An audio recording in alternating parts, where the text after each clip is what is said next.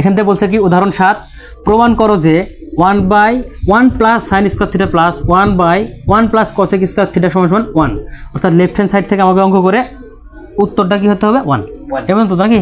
তাহলে আবার আমরা কি করব, আগে লিখবো লেফট হ্যান্ড সাইড। কি লিখবো, লেফট হ্যান্ড সাইড সমান কি আছে 1/1 plus sine square theta plus 1/1 plus cosec square theta. এখানে একটা জিনিস খেয়াল করবা, এবার লেফট হ্যান্ড সাইড আমরা লিখছি না এটা, এবার একটু খেয়াল করো 1/1 প্লাস সাইন স্কয়ার থিটা এখানে আছে এবং plus 1/1 plus cos square theta আছে, এই দুটো আছে না। এখান থেকে আমাকে কি করতে হবে, দেখো সাইনের বিপরীত কসেকের বিপরীত সাইন। আমরা যদি চাইলে এই এটার সাথে এই দুটো কিন্তু আলাদা আলাদা, এক করলে আমাদের অঙ্কটা সহজ হবে। সাইনকে কসেক বানাবো অথবা কসেককে সাইন বানাবো, বানানো কিন্তু যায়, কারণ যেহেতু সাইনের বিপরীত কসেক, কসেকের বিপরীত সাইন। তোমাদের বইয়ে যেহেতু কসেককে সাইন বানাচ্ছে আমরা ওটাই করবো। দেখো আমরা এখানে যা আছে তাই 1/1 প্লাস সাইন স্কোয়ার থিটা যা আছে তাই লিখলাম, প্লাস আছে প্লাস 1 আছে 1 প্লাস কসেক স্কোয়ার থিটা সূত্র হচ্ছে 1/সাইন স্কোয়ার থিটা, এটা সূত্র কিন্তু।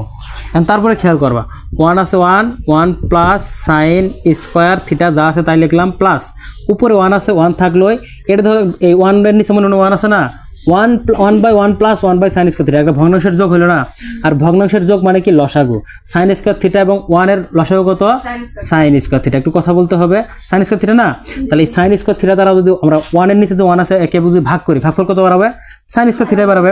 ওই সাইন স্কয়ার থিটা যদি একে গুণন করি, প্রথমে ভাগ করে গুণন, ভাগ করেও 1 ভাগ করে সাইন স্কয়ার থিটা বাড়ালো না, সাইন স্কয়ার থিটা দ্বারা 1 কে ভাগ করলে ভাগফল কত, সাইন স্কয়ার থিটা। সেই সাইন স্কয়ার থিটা দ্বারা 1 গুণ করলে সাইন স্কয়ার থিটাই হলো, বুঝতে পারছো। তারপর প্লাস আছে প্লাস সাইন স্কয়ার থিটা দ্বারা সাইন স্কয়ার থিটা ভাগ করলে ভাগফল কত বাড়াবে 1, কত বাড়াবে 1। এই সাইন স্কয়ার 1 দ্বারা 1 গুণ করলে 1 কে 1 পর্যন্ত, বুঝছো পর্যন্ত। হ্যাঁ কও এটাকে আমরা কেন 1/cosec বানাইলাম না, কারণ হচ্ছে এখানে তো সাইন আছে, তাহলে এটাকে সাইন এই কসেকটা সাইন মিলে এর সাথে মিলে যাবে, এই মিলানোর কারণে আমরা এই কাজটা করি নাই। এবার একটু খেয়াল করো 1 আছে 1 নিচে আছে 1 প্লাস সাইন স্কয়ার থিটা আছে থিটা প্লাস আছে প্লাস, এখানে ডাবল ভগ্নাংশ না, ডাবল ভগ্নাংশ থাকলে আমরা উপরের ভগ্নাংশকে আমরা আগে লিখে দিই, আগে দিলে ভাগটা কি হয়ে গেল গুণন, নিচের সাইন স্কয়ার থিটা উপরে চলে গেল, উপরের সাইন স্কয়ার থিটা প্লাস 1 নিচে চলে আসলো, বুঝতে পারছো। এবার একটু খেয়ালের কথা কই না, এবার একটু খেয়াল করো, তাহলে এটা যা আছে তাই থাকবে না, 1 প্লাস সাইন স্কয়ার থিটা এ পর্যন্ত, বুঝছো। প্লাস এই 1 দিয়ে গুণ করলে এটি হবে না, তাহলে যে sine square theta by sine square theta plus 1।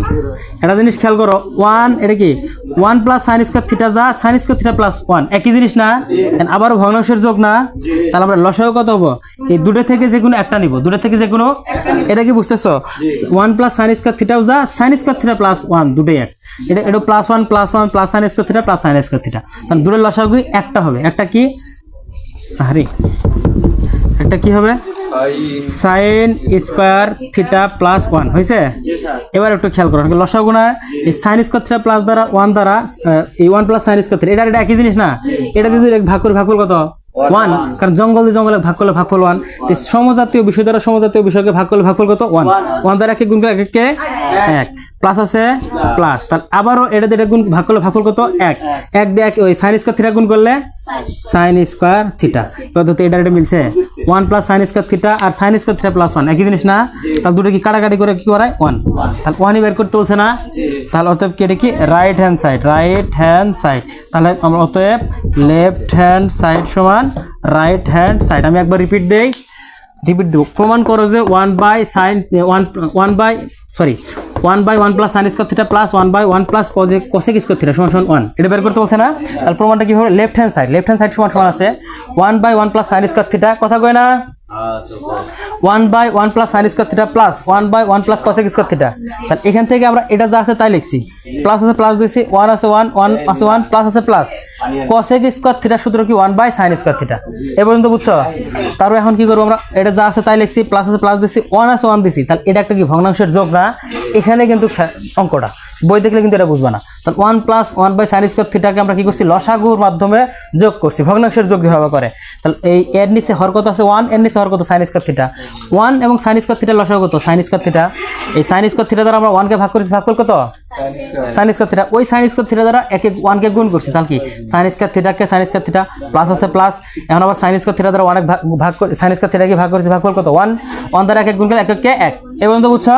তারপরে এটা যা আছে আবারও তাই, প্লাস আছে প্লাস, 1টা উপরে আছে না, ডাবল ভগ্নাংশ না, 1টা আগে লিখে দিছি, ভাগটা কি হয়ে গেছে গুণন, নিচেরটা উপরে, নিচে সাইন স্কোয়ার থিটা উপরে গেছে, উপরে সাইন স্কোয়ার থিটা প্লাস 1টা নিচে চলে আসছে, এই পর্যন্ত বুঝছো।